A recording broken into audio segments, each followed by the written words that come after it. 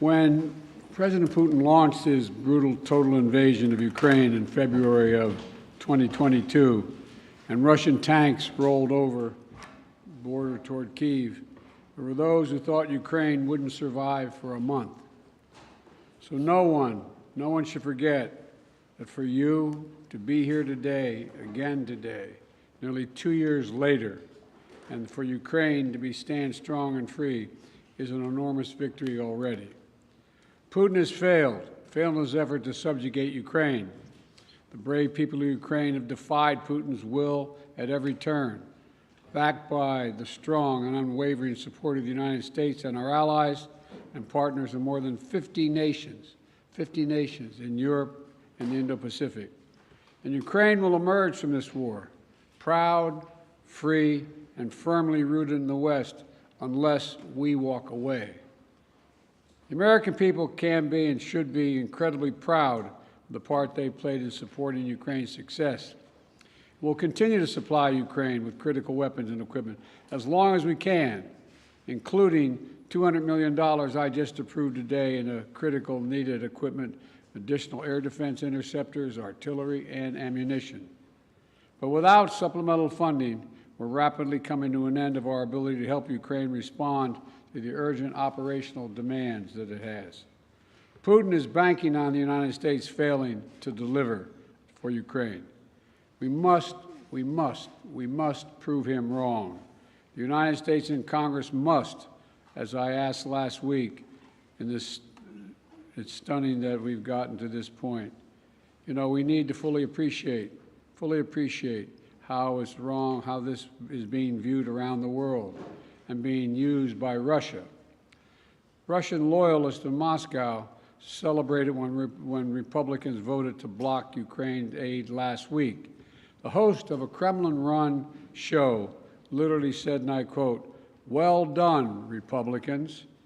That's good for us," end of quote. Let me say that again.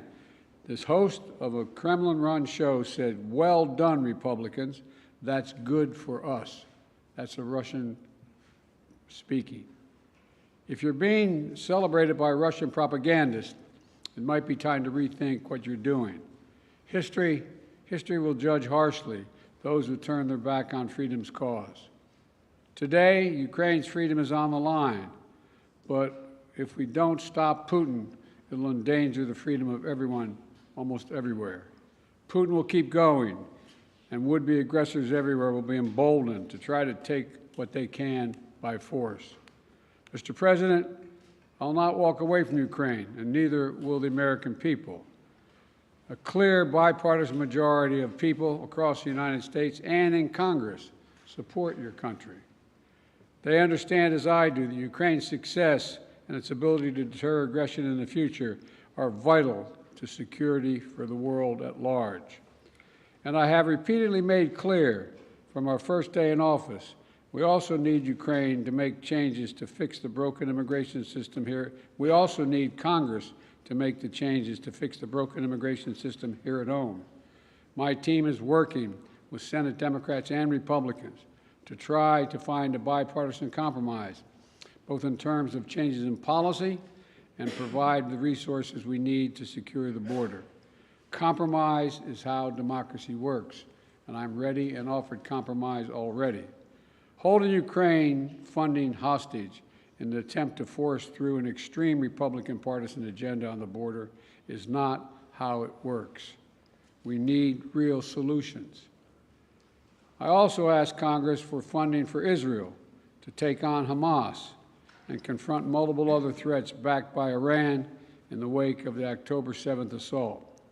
National Security Advisor Sullivan will travel to the region this week and meet with the Israeli War Cabinet, as I have met with, to emphasize our commitment to Israel, as well as the need to protect civilian life and ensure more humanitarian assistance flows and reaches into Gaza for Palestinian civilians. Secretary Austin will also travel to the region this week to step up the international efforts to protect the free flow of commerce through the Red Sea. The entire world is watching what we do. So let's show them who we are. America stands for freedom today, tomorrow, and always. America stands against tyranny and against oppression.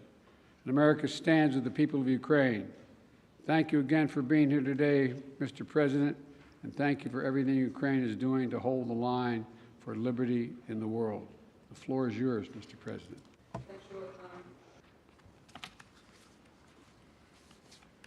Thank you very much, Mr. President, dear journalists. I'm glad to be here and personally thank you and tell you how Ukraine values what we've achieved together, defending life and freedom. In Ukraine, we are fighting for our country and freedom, and also in Europe, we say for our freedom and yours. And this motto resonates not only in our country, not only in our hearts, not only in Ukraine, but also in Poland and Baltic states, Moldova and others. When freedom is strong in one country, it is strong everywhere. When it burns in one soul, it presents its merits to others. Ukrainians have twice led revolutions this century, defending freedom. For nearly 2 years, we have been in a full-scale war, the biggest since World War II, fighting for freedom. We stand firm, no matter what Putin tries. He hasn't won any victories. Thanks to Ukraine's success in defense, other European nations are safe from the Russian aggression, unlike in the past. Ukraine can now tackle the Russian dictatorship, so our children and other nations won't have to shed their blood and sacrifice lives defending against Russian aggression. We've already made significant progress. We've shown that our courage and partnership are stronger than any Russian hostility. And we've freed 50% of the territories Russia occupied after February 24th. And we won the Black Sea and are reviving our economy. Thanks to maritime experts, Ukraine's 5% economic growth this year proves our effective partnership. And we've shown no Russian missiles can overthrow the powerful American Patriot systems. Thank you very much. And even during war, we are reforming our country and strengthening our institutions. Today, President Biden and I discussed how to increase our strength for next year. First, air defense and destroying Russian logistics on Ukraine's land. Mr. President, thank you very much for your supporting us. And in these areas, like our victory in the Black Sea, we aim to win the air battle, crushing Russian air dominance. This will intensify our ground advantages in 2024 with our control of the skies. Who controls the skies controls the war's duration. And today I would like to thank, of course, for yet another significant defense package with our defenders value very much.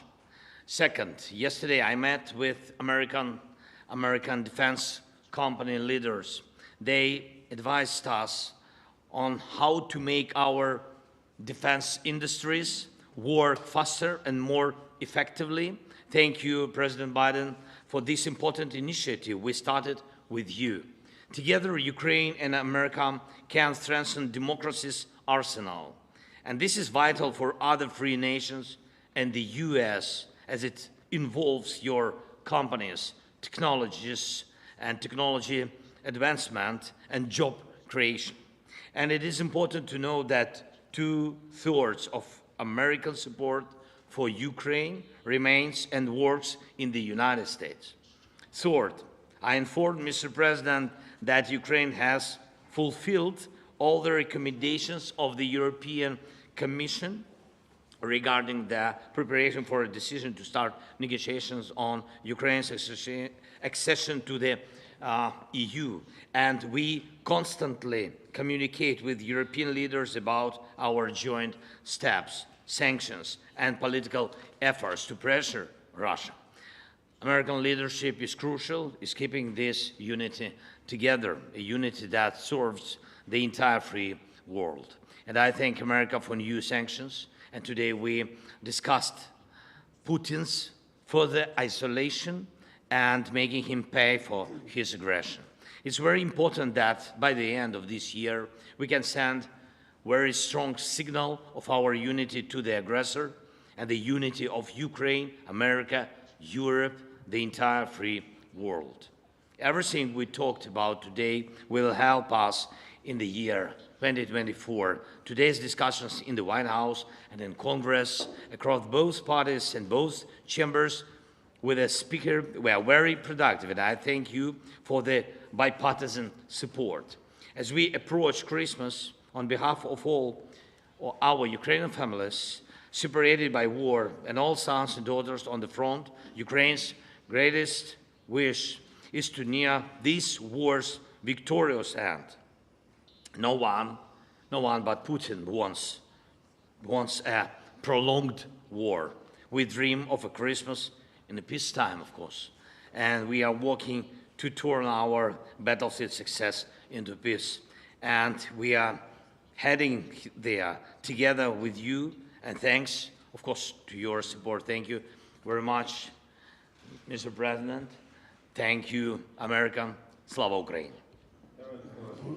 Thank you. Look, we're going to alternate asking questions. We're going to ask a total of, each ask 2 questions, and I will ask the first question. I will recognize the first question asker. I'll ask a question, Joel, too. But Danny Kemp.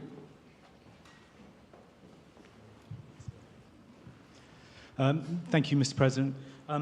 For President Biden, Ukraine's counteroffensive has stalled in recent months. Congress is blocking aid, and Vladimir Putin appears ready to just wait things out. So what is the strategy for the US and Ukraine next year to try and turn this around? And if that fails, at what point do you say to Ukraine, as a friend, that it is perhaps time to start looking at peace talks? And for President Zelenskyy, welcome back to Washington. Can I ask you, did you hear what you wanted to hear from Congress and from President Biden? Or are you indeed more worried than when you got here? Thank you very much. Well, let me answer the question first. Let's put this in perspective. Remember how far Ukraine has come. Russia's failed thus far in trying to erase Ukraine from the map and subsume it into Russia. Ukraine has taken back more than 50% of its territory seized since February of 22. And it's pushed back the Russian Navy so Ukraine can export grain and steel to the world through the Black Sea. And thanks to the incredible courage of the Ukrainian people and the bipartisan support from our Congress, but it's not just American support. There are more than 50 countries helping Ukraine with military, economic, and humanitarian assistance. 50. The burden sharing, the U.S. has put up $75 billion, and our allies and partners have put up $100 billion. And more than 90% of our security assistance to Ukraine is being spent in the United States to provide weapons for Ukraine and replenish our stockpiles and build our industrial base. We need to ensure Putin continues to fail in Ukraine and Ukraine to succeed. And the best way for that to do that is to pass the supplemental. Yeah. Can I answer in Ukrainian, please?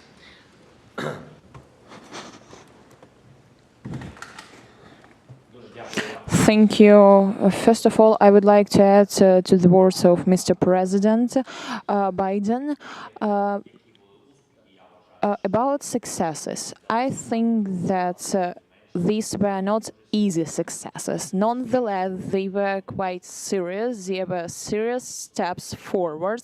Indeed, we gained victory on the sea. We destroyed ships of the Russian Federation. We threw the remnants of their fleet to Russian territorial waters.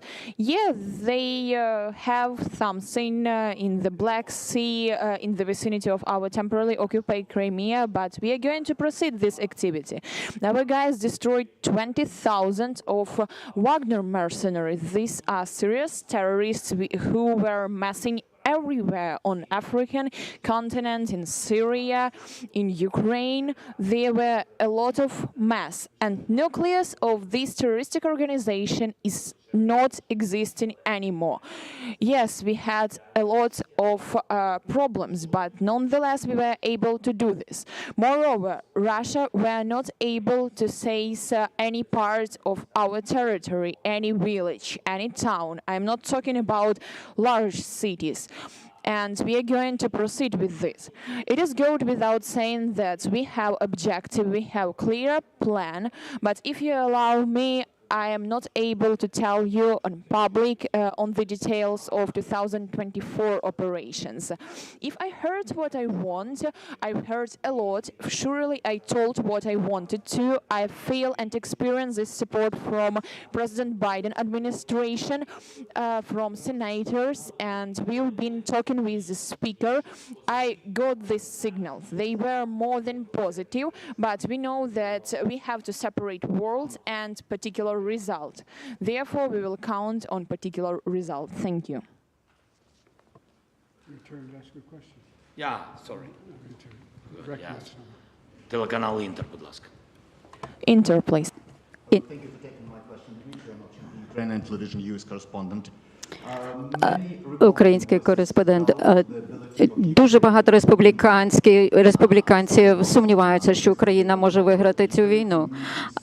Україна повинна віддати певні території, щоб Such a step to cede the territories to stop fighting. And Mr. Biden, could you please clarify the policy of your administration, the strategy of your administration on Ukraine? Is it about helping the country to defend itself or to win the war? Because it's obviously such a difference. I will begin. Okay. So, first question to me. So, your question is, If we are ready to give up our territories?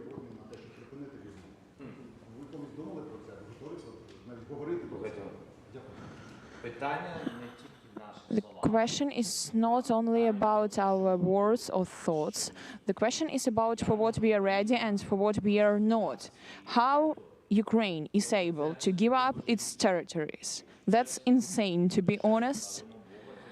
We are mentioning God very often. That's not about Christianity. We have our people there, we have our families there, we have children there. That's a part of Ukrainian society, and we are talking about human beings. They are being under tortures, they are being raped, and they are being killed. And those voices which offers to give up our territories, they offers as well to give up our people. That's not a matter of territory, that's a matter of lives, of families, of children, of their histories. I don't know whose idea it is, but I have a question to these people if they are ready to give up their children to terrorists. I think no. We want to see Ukraine win the war, and as I've said before, winning means Ukraine is a sovereign, independent nation, and that can afford to defend itself today and deter further aggression. That's our objective. Trevor, Reuters. Thank you, sir. First, a question for both of you. Given the Republican skepticism of the Ukraine effort, do you worry that a second term for President Trump would be the end of an independent Ukraine? That's for both of you. And then for you, President Biden, just an update, if you could, on the situation in Gaza, on the reports that Israel has begun flooding Hamas tunnels, and just the offensive in southern Gaza generally. How long do you think that operation should last? Thank you. First of all, with regard to political support for Ukraine, there is a strong bipartisan political support for Ukraine. Small number of Republicans who don't want to support Ukraine, but they don't speak for the majority, even the Republicans, in my view. We're in negotiations to get funding we need, not to promise, not making promises, but hopeful we can get there. I think we can. And you're right, the world's watching what we do. Would you send a horrible message to an aggressor and allies if we walked away at this time? And it would hurt our national security. You want me to answer the other question as well? With regard to, say it again? Sorry, so the question was just if you could talk a little bit about the Gaza operation, Israel flooding Hamas tunnels, and if you've had conversations with Bibi Netanyahu about how long that operation should last. Well, I have had conversations with Bibi Netanyahu, and I want to make sure that we don't forget what we're doing here. We have to support Israel because they're an independent nation that's being, I mean, the brutality, the inhumanity, the way in which Hamas treated the Israelis, and I mean, raping and burning and beheading. I mean, it's just beyond comparison, beyond comparison.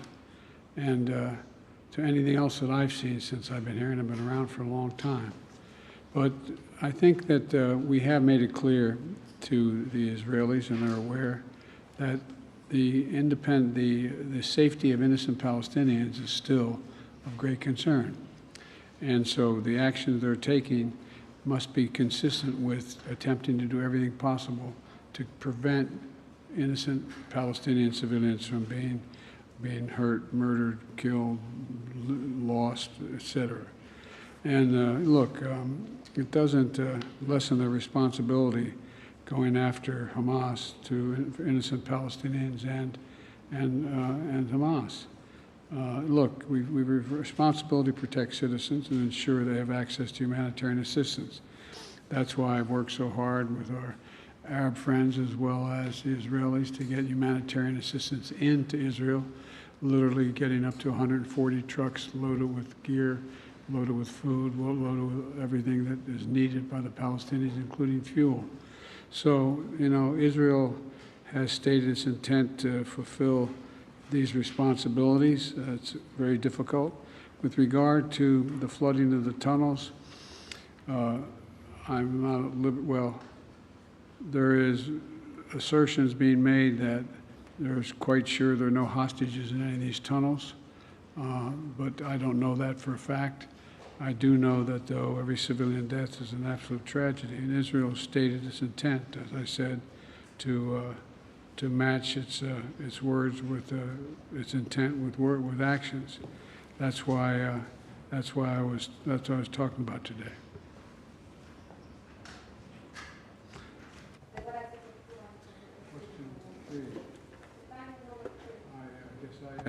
I just asked that.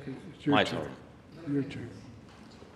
Якщо So, addressing your question very quickly, I've been talking a lot with representatives of both parties. Both Democrats and Republicans proved full-pledged support. And we will see, but before this, we've always been trusting in support of our strategic partner, the United States, and we will consider that it will continue in this way, and Ukraine will not remain alone against such a critical terrorist as the Russian Federation.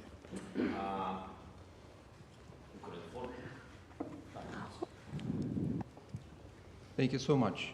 My name is Yaroslav Dovopol, Ukrinform News Agency, Ukraine. Next summer, the United States will host an anniversary NATO summit in Washington, D.C., which raises a lot of hope, especially for Ukraine. President Zelenskyy, what does the Ukrainian side expect from this summit? And do you hope to hear direct invitation for Ukraine to join the alliance?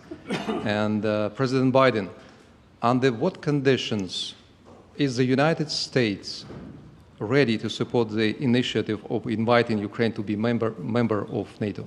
Thank you.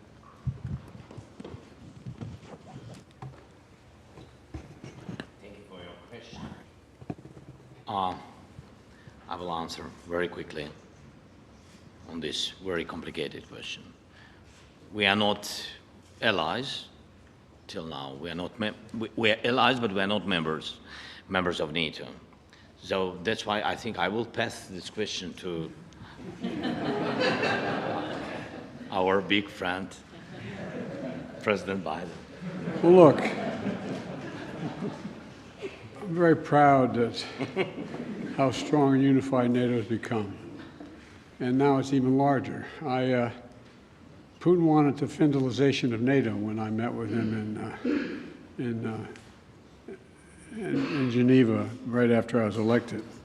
And he's gotten the NATOization of Finland instead. And NATO will be in Ukraine's future, no question about that. But as we said in Vilnius, Ukraine will become a member of NATO when all allies agree and conditions are met. Right now, we have to make sure they win the war. And, you know, we launched a joint declaration of support alongside President Zelenskyy and the G7 leaders in Vilnius, outlining a long-term commitment to supporting Ukraine's defense needs. We also hosted a defense industry conference last week here in D.C. to get that critical work done. So it's a step at a time. Thank you all very, very much. This concludes thank you, everybody. Thank you, everyone. This concludes the press conference. Thanks, everybody. Thanks, everybody. Just